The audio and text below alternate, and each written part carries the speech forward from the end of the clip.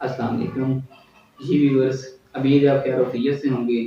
Viewers, आज की हमारी वीडियो स्पेशली माह मुक़द्दस रमज़ान से मुतल्लिक़ है। रमज़ान अल्लाह ताला का मेहमान जो है व्यूअर्स हमारे पास आ चुका है। आज माशाल्लाह से पहला रोज़ा है। व्यूअर्स, मैं कुछ असम्पशन्स आपके सामने शेयर करना चाहता हूँ। ये रेमेडीज़ वो हैं, अगर इस पे अमल किया जाए तो नॉर्मल हम मतलब रोज़ा जो है इसको अच्छे तरीके से निभा सकते हैं। एक तो व्यूअर्स याद रखिएगा इस चीज़ को कि रोज़ा रखते हुए मोस्टली हम पहले सहरी की बात कर लें। सहरी से मुतल्लिक़ कुछ असम्पशन ये हैं कि ओवरऑल अगर आप शाम के टाइम मतलब इशा के टाइम या मगरिब से कुछ बाद 2 या 3 खजूरें उनको पानी के गिलास के अंदर भिगो के रख दें और सुबह इसको बाकायदा जो मतलब सूप बना लें। आप इसको ग्राइंडिंग जो मशीन है, जूसर मशीन, उसके अंदर जाके इसको मतलब ग्राइंड कर लें और इसका सूप पीने से ऑलरेडी पूरा दिन ये जो ड्राइनेस का मसला है, खुश्की का मसला है, मतलब पानी की प्यास ज़्यादा लगती है, होंठों का खुश्क होना, ये इससे रिकवर होता है। अगर हम इस्लाम की तारीख का बात करें, अगर हम मतलब आप सल्लल्लाहु की ज़िंदगी मुबारक से इस चीज़ का मुतालिया करें, तो आप अक्सर मसवाक पे देखते हुए सहाबा किराम को बाकायदा खजूर साथ लेके जाने के लिए रिकमेंड करते थे। आपको आइडिया है कि वो मतलब पहाड़ी इलाका था, फुल गर्म इलाका है और वहाँ पे जब गज़वात के सहाबा किराम जाते थे, तो खजूरें लेके जाते थे। इसका मतलब हमारी न्यूट्रिशन से मुतल्लिक़ अगर हम सेकंड वे की बात करें, तो वो फ्रूट्स के अंदर खजूर है। खजूर व्यूअर्स अगर एक खा ली जाए एक टाइम में भी सुबह के टाइम, दोपहर के टाइम या शाम के टाइम एक-एक खा ली जाए, तो उस वक़्त के खाने के लिए किफ़ायत करती है। मीन्स उसके अंदर वो तमाम न्यूट्रिशन, तमाम न्यूट्रिएंट्स प्रेज़ेंट हैं, जो एक पर्सन को नॉर्मल रिक्वायर्ड होते हैं। तो इस बिना पे ये सबसे पहली बात थी, जो मोस्टली ये मसला बनता है, उसका सॉल्यूशन क्या है? अच्छा, दूसरी बात, वो भी इससे वेरी इम्पोर्टेंट है, इफ्तार करते हुए मोस्टली याद रखिएगा हमारे पास मशरूबात मौजूद होते हैं। व्यूअर्स, मशरूबात पीने में कोई कबाहत नहीं है, हलाल चीज़ है, पीनी चाहिए। लेकिन अगर आप पहले सादा पानी पी लें, हाफ ऑफ गिलास करके मतलब उसको 1 गिलास पानी आप सादे का पी लें और इसके बाद कोई 1-2 मिनट रुक के आप मीठे पानी का भी 1 गिलास पी लें, तो बिल्कुल मसला नहीं होगा। हमारे पास यहाँ पे अक्सर एक बात देखने को मिलती है, लोगों को ये कहना होता है कि ऑलरेडी इफ्तारी करने के बाद जब वो मीठा पानी जी भर के पी लेते हैं, उनका कहना होता है कि खाने को दिल नहीं करता।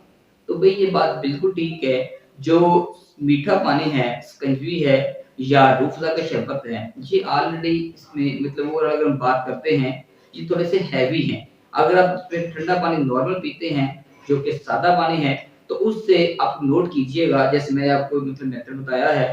अब एक तो ये है कि रुक के इसको पिएँ, दूसरा सिर्फ़ इसका बाद में 1 गिलास ऐड करें मीठे पानी का, आपका खाने को ऐसे दिल करता है, जैसे रूटीन की तरह खाना खाते हैं। अच्छा, इसके साथ ही अब सल्लम की तालीमात भी यही हैं, सादा मिज़ाजी और मुतवाज़िन ग़िज़ा का खाना ये बहुत ज़रूरी अमल है। हमने चीज़ों पे ढेर लगाया होता है, होता क्या है, इफ्तार करते ही ऑलरेडी मोस्टली लोग जो खाना खाते नहीं, खाने को दिल ही नहीं करता, ये हल्का-फुल्का खाना खाते हैं और फ़ौरन नींद उनके ऊपर गलबा डाल देती है, हैवी हो जाती है। तो इसके नुकसान क्या होता है? इशा की नमाज़ मोस्टली नहीं पढ़ी जाती या कुछ लोग लेट उसको पढ़ते हैं, कुछ लोग सुबह सहरी से पहले जाके कुछ नवाफ़िल पढ़ रहे होते हैं। इसमें असम्पशन क्या है? याद रखिएगा व्यूअर्स, ओवरऑल अगर हम खाने की तरतीब को ठीक कर लें, तो ये मामला आपका सॉल्व हो सकता है। दूसरी बात यहाँ पे एक चीज़ और चीज़ नोट कीजिएगा व्यूअर्स, कि आप लोग इफ्तारी करते हुए ये जो कोल्ड ड्रिंक्स हैं, कोक, पेप्सी या अदर कोई भी ड्रिंक है, इसका इस्तेमाल मत करें। देखिए स्टमक, किडनीज़ बिल्कुल खाली होते हैं। जैसे आप हलक से इसको नीचे उतारते हो, क्या होता है कि ऑलरेडी ये डायरेक्टली जाके अटैक करता है किडनीज़ के ऊपर। इनके अंदर मतलब जो आपके अल्कोहल की जो है वो रेशियो काफ़ी ज़्यादा है। इस बुनियाद पे इसका फ़ौरन जो इस्तेमाल करना है, ये हमारे गुर्दों के लिए इंतहाई नुकसानदेह हो सकता है। और व्यूअर्स याद रखिएगा, हमारे सोसाइटी के अंदर एक रूटीन बन चुकी है। नॉर्मल मेहमान कहीं भी जाता है तो हम उसको फ़ौरन जाके कोल्ड ड्रिंक्स पेश करते हैं। इसका तो मेडिकल साइंस अब ये बता रही है कि नॉर्मल इस्तेमाल मुनासिब नहीं है। मेन रूटीन के अंदर अगर आप चाहते हैं मेहमान को आप सर्व करें, लेकिन वो जूस वगैरह दे दें, नींबू का आप उसको शिकंजी बना के नींबू की दे दें, ये एक ऑथेंटिक वे है। और अगर आप उसको कोल्ड ड्रिंक पेश करते हैं तो इसका ओवरऑल किसी लिहाज से भी फायदा नहीं है, बल्कि इसका नुकसान है। अच्छा व्यूअर्स, इसी तरीके से एक और बात याद रखिएगा, रमज़ान मुबारक के हवाले से आप सल्लम के अगर हम फ़रामीन को पढ़ें तो आप सल्लम ने इरशाद फरमाया, सहाबा किराम से अक्सर आप कहा करते थे कि मेरे सहाबा कमर कस लें, तैयारी कर लें, मतलब मजबूती के साथ। हत्ता कि आपके बारे में मरवी है कि अल्लाह के नबी सल्लम रमज़ान से कुछ अयाम पहले रोज़ा रखना छोड़ देते थे। उसकी वजह क्या है? आपने फरमाया कि जब बंदे की बॉडी मुकम्मल तवाना होगी, मजबूत होगी, तो फिर उसमें क्या होगा कि वो ऑलरेडी रोज़े के जो 1 महीना है वो अच्छा खासा निभा सकेगा। और उसके अंदर आपने फरमाया कि नेकियों के अंबार लगते हैं। और ये बिल्कुल ऑथेंटिक बात है कि रमज़ान के अंदर एक नेकी जो है वो 70 नेकी और उसको दर्जा अगर बढ़ा देते हैं, मीन एक नेकी जो है वो उसकी 70 नेकियाँ मिलती हैं और बाद दफ़ा 70 से 700 तक मिलती हैं, डिपेंड करता है खुलूस और नियत पे। इसी तरीके से जो नफ़ल होते हैं, उनका सवाब फ़र्ज़ों के बराबर कर दिया जाता है। और यही ऑथेंटिक वे है। देखिए नेकियों का मौसम है, इसके अंदर बाकायदा तौर पे हमें भी अपना तमाम तरह के काम को कम करके, स्टॉप करके इस तरफ आना चाहिए। और हकीकत में अगर हम बात करें ना व्यूअर्स, ये रमज़ान का 1 महीना पूरे साल के लिए एक तरबीती क्लास है। पूरा साल जो है हमने कैसे गुज़ारना है, 1 महीना उसकी तरबियत दी जाती है।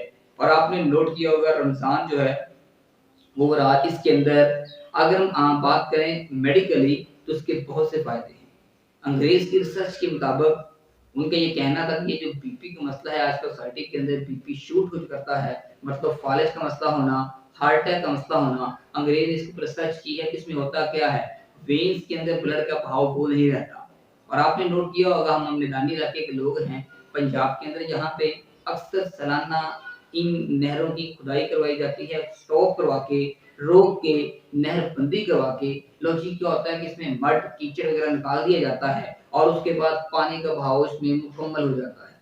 इसी तरीके से अंग्रेज़ की ये रिसर्च ये बताती है कि नॉर्मल हमारा जो मतलब पूरी बॉडी है, इसको भी साल के बाद कुछ 15-20 दिन नॉर्मल छुट्टी चाहिए। मीन आप यहाँ पे 3 टाइम खाना खाते हैं, सारा दिन की रूटीन के बगैर खाना खाते हैं, वो 15-20 दिन आप सिर्फ़ 2 टाइम ज़रूरत के मुताबिक खाना खाएँ, ताकि पूरी जो बॉडी है, वो ओवरऑल अपना रेस्ट कर सके और इसके साथ ऑर्गन्स जो हैं उसके अंदर जो ऑलरेडी अज़ाफ़ी मटीरियल्स हैं, उनको वेस्ट मटीरियल को निकाला जा सके। इसी तरीके से जब रमज़ान का मुतालिया करते हैं तो अल्लाह ताला ने सिर्फ़ 20 नहीं 29 से 30 दिन ये हमारे लिए एक तोहफ़ा दे दिया है। इसके ज़रिए पूरी बॉडी जो है इसके ऑर्गन्स वॉश होते हैं। हत्ता कि एक और चीज़ नोट कीजिएगा, एलर्जी जैसा जो मसला है, मीन स्किन नॉर्मल होती है, इसके ऊपर पस सेल्स का हो जाना, ठीक है? ऑलरेडी जो दाने से होते हैं, इनके अंदर पीप या रेशा होता है। व्यूअर्स ये असल में पीप और रेशा बेसिकली पस सेल्स हैं। मुर्दा सेल्स के बाकियात हैं, बचे हुए हिस्से हैं, वेस्ट मटेरियल हैं। जब हम रमज़ान के रोज़े रखते हैं, तो ये वेस्ट मटेरियल ऑलरेडी जो डेड सेल्स हैं, ये खत्म हो जाते हैं। क्योंकि जब भूख ज़्यादा होती है, भूख की शिद्दत के पेश नज़र जो लिविंग सेल्स हैं, वो इन डेड सेल्स को ऑलरेडी खा जाते हैं, जिस बुनियाद पे ये जो बीमारी है एलर्जी की और बहुत सी बीमारियाँ वो बॉडी को छोड़ देती हैं। इसका मतलब ये है कि रमज़ान हर लिहाज से फ़ायदेमंद है। और व्यूअर्स याद रखिएगा इस सेंस के अंदर एक और भी बेसिक पॉइंट जो कि डिस्कस करने वाला है। अक्सर कुछ जो हज़रात हैं, कुछ हमारे भाई, उनका ये कहना होता है कि मैं रोज़ा निभा नहीं सकता, मुझसे रोज़ा बर्दाश्त नहीं होता। याद रखिएगा व्यूअर्स ऐसी कोई बात नहीं है। नॉर्मल जो बंदा जिसको कोई बड़ा मसला नहीं, मीन कोई ख़ास बीमारी नहीं है और इसके अलावा रमज़ान का रोज़ा रखने से उससे कुछ नहीं होता। बंदा माशाल्लाह सेहतमंद और तवाना है, यंग है, तो उसे रोज़े से कुछ नहीं होगा। आपने आज तक रोज़ा रख के किसी को मरते हुए नहीं देखा होगा। और व्यूअर्स हमारी तो अल्लाह ताला से दुआ होनी चाहिए कि इस हालत के अंदर अगर हमें मौत आ जाए तो इससे अच्छी और क्या बात है। हमें तो उसके लिए दुआ भी होना चाहिए कि एक बंदा रोज़े की हालत में हो और उसको मौत आ जाए। मेरे ख्याल में खुशकिस्मत ही बंदा वो है जिसको अल्लाह ताला इस हालत में अपने पास दिला ले, तो इससे बड़ी और चीज़ क्या हो सकती है। तो व्यूअर्स असल में ये नेकियों का महीना है, हमें इसमें पुरजोश होके बाकायदा नेकियाँ करनी चाहिए। और लास्ट पे एक मैं ऐड करता हूँ बात इसमें, व्यूअर्स रमज़ान मुबारक के अंदर आखिरी अय्याम जो इसके 10 रोज़े हैं, एक रात आती है जिसे लैलतुल कद्र की रात कहा गया है। सूरह जो कद्र है कुरान पाक के अंदर वो इसी से मुतल्लक है और इसके अकॉर्डिंग अगर आप इसके हकायक की बात करें, इस्लामिक इन्फॉर्मेशन के अकॉर्डिंग लैलतुल क़द्र की रात जिस बंदे ने पा ली, मीन जिसके मुकद्दर में अल्लाह ताला कर दे, वो इसके अंदर इबादत कर ले, वो इसमें जाग ले, तो 80 साल की इबादत से ज़्यादा आगे निकल जाता है। मीन एक बंदा 80 साल मुसलसल इबादत करता है और एक बंदा लैलतुल क़द्र की एक रात इबादत करता है, ये बंदा उस बंदे से कहीं आगे निकल जाता है। मीन अल्लाह ताला ने हमारे इस उम्मत मोहम्मदिया को ये तोहफा दिया है कि अगर वो एक रात बंदा अच्छे तरीके से उसकी इबादत कर लेता है तो वो 80 साल की इबादत से बेहतर है। फिर व्यूअर्स यहाँ पे सबसे मेन चीज कि लैलतुल कद्र की रात जो है उसको पाने का तरीकाकार ये है कि आप मतलब जो ताक रातें हैं 21वीं, 23वीं, 25वीं, 27वीं, 29वीं इनके अंदर जाके इबादत करें। इनमें एक रात वो आए इसको रोका गया है, ये आप सल्लम को बताने वाले थे, लेकिन अल्लाह ताला ने आप सल्लम के ज़हन से इसको निकाल दिया, जिसके बाद आप सल्लम ये भूल गए कि असल में ये रात कौन सी है। लेकिन उसमें हमारा फायदा है कि आप उसके पेश नज़र बकिया 4 रातों के अंदर भी इबादत कर लेते हैं। तो व्यूअर्स इस तरीके से रमज़ान जो है इसके लिए बाकायदा तैयारी करनी चाहिए। देखिए एक मौका है, एक सीज़न है हमारे पास, हम उसके अंदर जितना अंत तक मेहनत कर लेंगे, अल्लाह ताला की ज़ात हमें नवाज़ देगी। और इसमें आप इफ्तार से कुछ देर पहले, हाफ घंटा पहले दुआ गो हों, जो व्यूअर्स इसमें दुआ की जाए, अल्लाह ताला वो पूरी फरमाते हैं, मीन वो दुआ आपके लिए मुस्बत हो, तो अल्लाह ताला हत्तुल इम्कान उसको शर्फ़ कबूलियत बख्शते हैं। इसके साथ कुछ लोगों का ये कहना होता है कि ऑलरेडी हम हमें भूख लग चुकी है, हमें रोज़ा लग रहा है। इन तमाम बातों के अंदर याद रखिएगा, भूख की शिद्दत सबको फ़ील होती है, किसी को कम, किसी को ज़्यादा। रोज़ा लगना इसी को कहते हैं, लेकिन माउथ से इसके अल्फाज़ निकालना, इससे बेटर ये है कि अल्लाह ताला का शुक्र अदा किया जाए। कोई भी पूछे तो कहें अल्हम्दुलिल्लाह, अल्लाह का शुक्र है। तो इसका ये होगा कि अल्लाह ताला आपसे और खुश होंगे। जब इफ्तार से कुछ देर पहले रोज़ेदार के मुँह से एक स्मेल निकलती है, जो खाली जो मैदे की वजह से ऑलरेडी क्रिएट होती है। अल्लाह को ये सामीन स्मेल बू बहुत ज़्यादा कस्तूरी से बहुत ज़्यादा अच्छी लगती है। अल्लाह फरिश्तों से फरमाते हैं कि देखो मेरा बंदा जो है उसने मेरे लिए रोज़ा रखा है। तो इसका मतलब ये हुआ कि ये वो स्पेसिफिक टाइम है जो अल्लाह ताला को मतलब रमज़ान के अंदर जो रोज़े वाली कंडीशन है बंदे की ये बहुत पसंद है। अभी मैं यहाँ पे कहूँगा जब हम अपना खाना और पीना स्टॉप करते हैं, कम से कम रोज़े के तकाज़े ज़रूर पूरे कीजिएगा। चलिए इंसान होने के नाते उसमें कुछ न कुछ मसला रह गया, अल्लाह ताला माफ़ करने वाले हैं। लेकिन हत्तुल मकान व्यूअर्स उसको टिल लास्ट ज़रूर रिकवर करें, ये हमारे लिए फ़ायदेमंद चीज़ है। जी व्यूअर्स मुझे इजाज़त दीजिएगा, मिलेंगे इंशाअल्लाह नेक्स्ट वीडियो के साथ। अल्लाह हाफ़िज़, अस्सलाम वालेकुम।